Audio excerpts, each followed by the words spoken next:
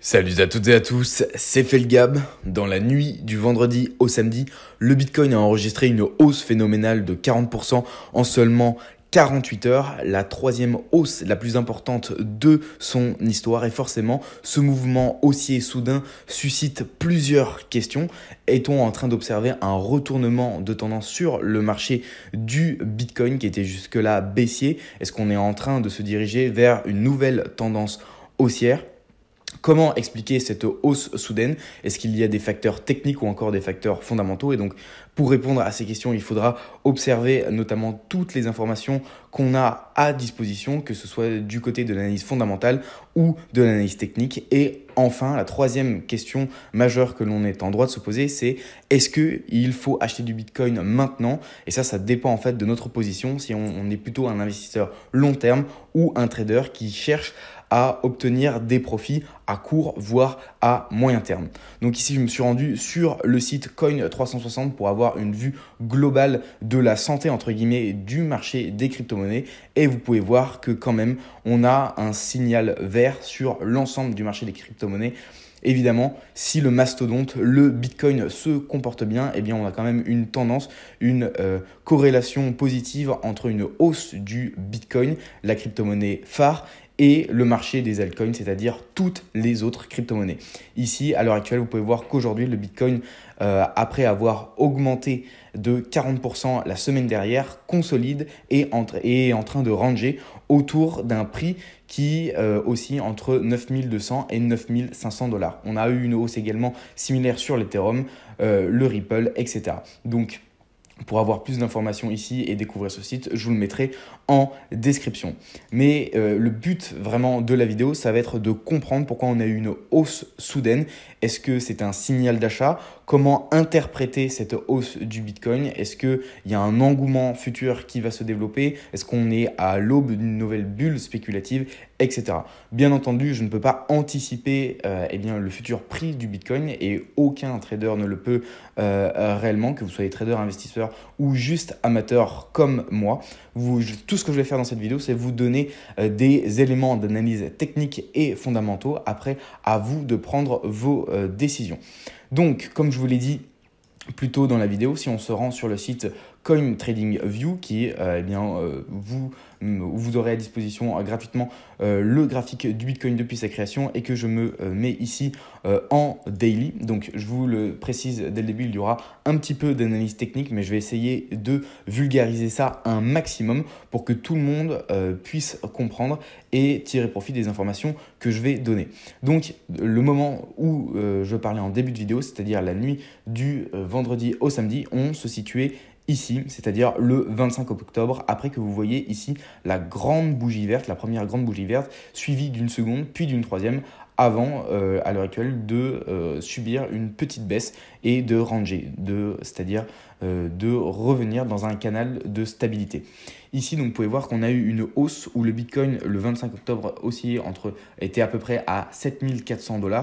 Et en quelques heures seulement, il est passé de 7400 $ à 8656 avant de continuer sa course pour atteindre, à la fin des 48 heures, 9556 $.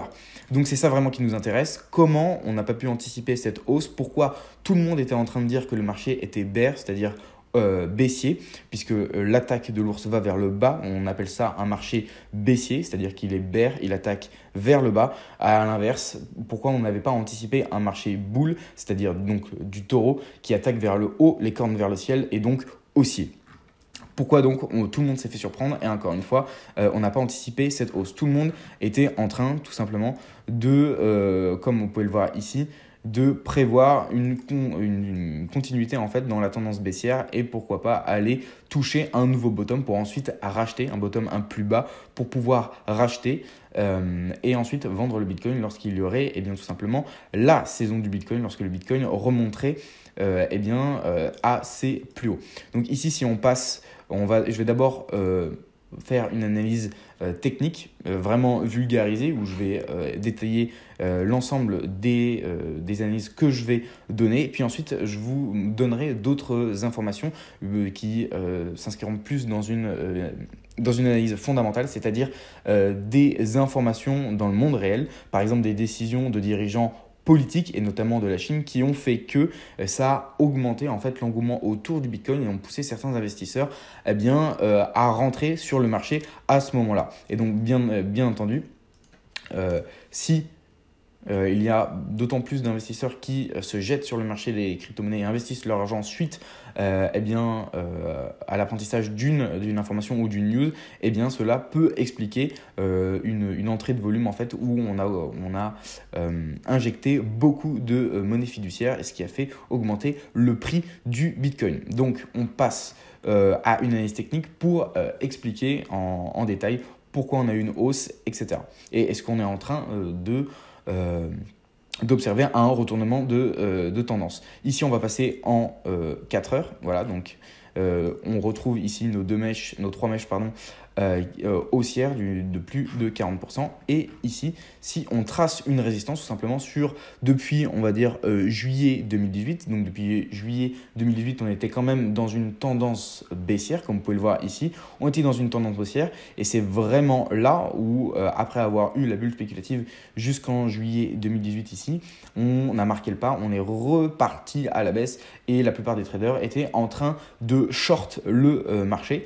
Et ici, si on trace tout simplement une résistance donc depuis juillet, vous pouvez voir que cette hausse momentanée ici là qu'on a observée la semaine dernière a pulvérisé en fait cette résistance.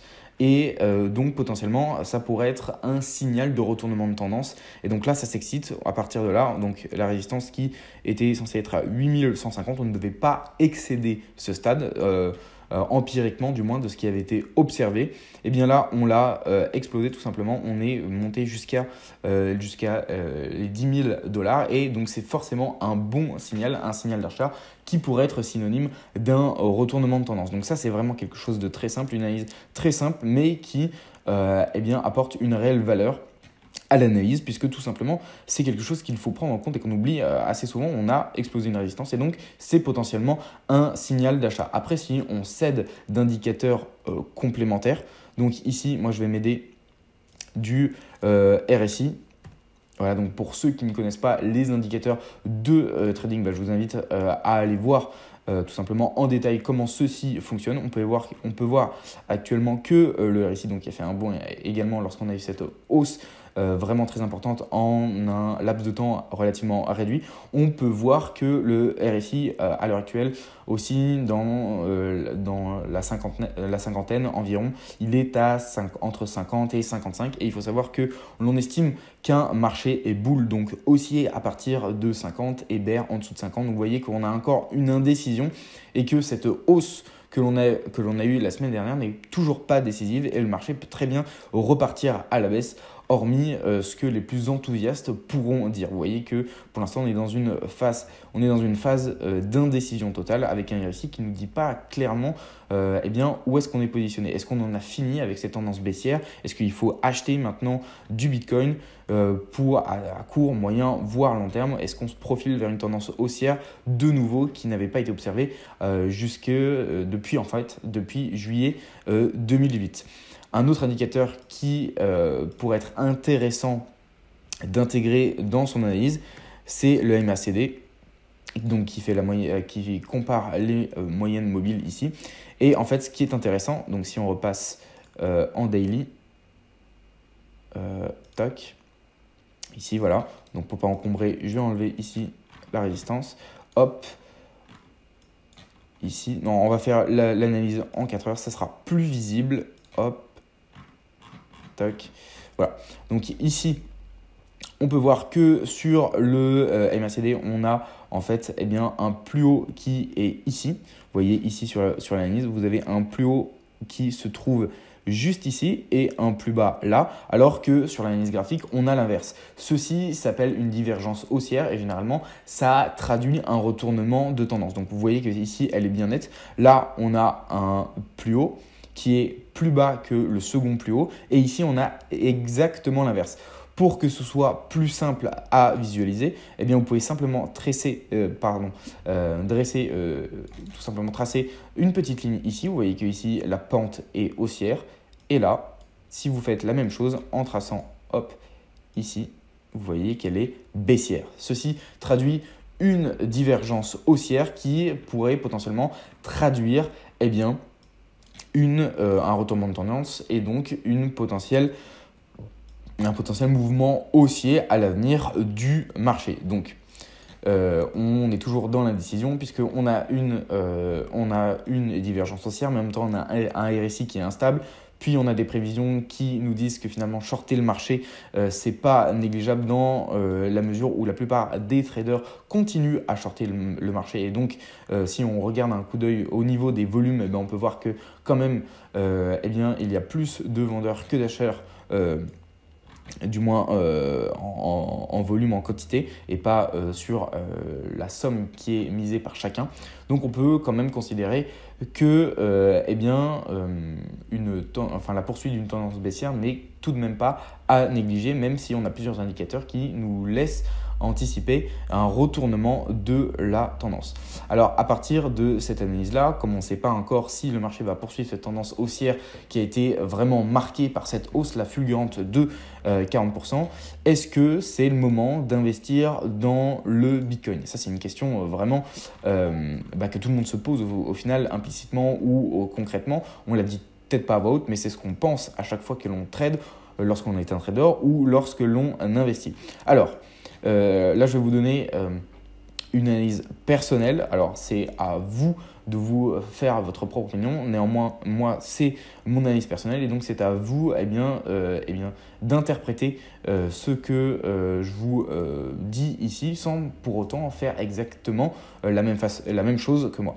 De mon point de vue, il y a deux positions différentes. Lorsque vous êtes un trader ou un investisseur à long terme, si vous croyez dans les fondamentaux de la blockchain et des crypto-monnaies en général et du Bitcoin, il peut être intéressant d'investir à ce moment-là, puisque de toute façon, si vous êtes un investisseur long terme du Bitcoin, eh bien vous anticipez un prix qui dépassera les 50 voire 60 000 $. Donc investir à ce moment-là pour faire un x5, x6, ça peut être pas dégueu vraiment, surtout que le prix du Bitcoin est relativement peu cher si on se base sur son historique durant l'année 2017-2018, mais est quand même très cher si on retrace par rapport à l'ensemble de son histoire lorsqu'il est bien au-dessus de ce qu'il avait été il y a de ça 5-6 ans en termes de temps. Donc à partir de là, si vous êtes un investisseur à long terme, ça peut être intéressant d'investir à ce moment-là, mais de ne pas faire all-in, de ne pas mettre 100% de ce que vous souhaitez investir maintenant à ce moment-là. Je vous conseillerais plutôt entre 25-30% de votre capital d'investissement. Si vous êtes un trader, eh bien là, on n'a pas assez d'éléments, à mon sens, pour pouvoir se placer au niveau de la tendance du marché, donc continuer à shorter ou anticiper un marché bull. Moi, je n'ai pas suffisamment d'informations et donc je ne me positionnerai pas de ce point de vue-là à court ou à moyen terme. Vous voyez qu'ici, il est en train de ranger. Si on trace un petit Fibonacci, hop, ici, pour avoir une idée de notre zone de rechargement, ici, donc vous prenez un plus bas, hop, je le cale, vous prenez le plus bas de la mèche qui se trouve là et le plus haut, et vous allez avoir une zone de rechargement à 0.618 qui se trouve ici. Donc si le Bitcoin venait à atteindre une zone qui oscillerait entre les 7500, entre 6500 et 7500, là ça serait réellement un signal d'achat et il faudrait acheter du Bitcoin. Enfin, il faudrait dans la mesure où il n'y ait pas d'informations traumatisantes sur la blockchain, ou que ce soit par exemple une législation qui interdise les crypto-monnaies ou une taxation qui devrait se mettre en place d'un point de vue fondamentalement technique. Un Bitcoin qui avoisinerait entre 6500 et 7500 $, ça serait vraiment une zone de rachat optimale. Voilà, ça c'était pour l'analyse technique de ce qui s'était passé la semaine dernière. Maintenant, on passe à une analyse fondamentale qui va être beaucoup plus digeste pour ceux qui ne parlent pas et qui ne comprennent pas l'analyse technique. En fait, ce qui s'est passé, c'est quoi? On a ici un article, je vous le mettrai dans la description, qui vous explique pourquoi on a eu une hausse de 40%. Eh bien, c'est tout simplement parce que le président chinois Xi Jinping a annoncé que la Chine se placerait comme le pays leader en termes de blockchain et qu'il serait l'un des pionniers à développer la technologie blockchain et à l'implémenter dans son économie. Il y a également le projet d'une crypto-monnaie État, le crypto yuan, qui n'est pas voué à remplacer totalement le système financier chinois, mais qui à terme devrait remplacer la monnaie physique, c'est-à-dire les pièces et les billets, donc enlever tout simplement, numériser la monnaie chinoise pour la remplacer par la crypto-monnaie de cet État, donc qui serait la crypto-yuan. Et ici, vous avez également donc cet engouement-là de la part du président chinois. Il faut savoir que la plupart des ICO et des lèvements de fonds en termes de crypto-monnaie se font en Chine. Il y a beaucoup de capitaux qui transitent par la Chine tout simplement et les pays asiatiques. Et donc, une législation et un gouvernement favorable au développement de la blockchain, c'est un signal d'achat pour les investisseurs. Si les investisseurs ramènent des capitaux, cela fait augmenter les volumes et la demande en termes de Bitcoin. Et donc, forcément, ça influe sur l'analyse technique. Et les traders, finalement, se mettent dans le sillage des investisseurs. Et donc, forcément, on a une hausse du prix du Bitcoin. Voilà comment, d'une analyse fondamentale, d'une news qui arrive de la part d'un dirigeant, cela peut influencer les traders qui sont derrière l'ordinateur et qui ne se basent pratiquement que sur une analyse technique. Donc elles sont toutes les deux corrélées et ont un impact l'une sur l'autre. Et là, il s'avère que une news positive d'un point de vue de l'analyse fondamentale, a eu un impact positif sur l'analyse technique et donc les deux combinés peuvent expliquer cette hausse vraiment très rapide et importante de presque 40%. Il faut savoir également que le projet Libra, développé par la société Facebook, le réseau social Facebook, est en train de faire connaître d'autant plus les crypto-monnaies au public et au grand jour. Et forcément, si vous avez un réseau social qui a des milliards d'utilisateurs, commence à utiliser une crypto-monnaie, plus personne ne pourra ne pas être au courant de qu'est-ce que le Bitcoin, qu'est-ce que la crypto-monnaie, qu'est-ce que la blockchain. Ici, je finis par un petit tweet de Yacine El Manjra qui nous rappelle que cette hausse de 40% ne s'était pas observée depuis 2011, il me semble, lorsque le prix du Bitcoin avoisinait pour la première fois 40 centimes, puis une seconde fois à 5,65 $. On n'a eu que 3 fois dans l'histoire du Bitcoin où celui-ci a excédé les 40%. Donc voilà, le Bitcoin est encore en train d'écrire son histoire. On n'a pas du tout vu sur ce marché. Il reste de l'argent à faire, de l'argent à prendre et j'espère que vous y serez. Voilà, j'espère que cette vidéo de la semaine vous aura plu. Si c'est le cas, je vous invite vraiment à la partager, à la liker et à vous abonner. C'est important pour le développement de la chaîne. En tout cas, je vous dis à la prochaine. C'était Felgab. Ciao.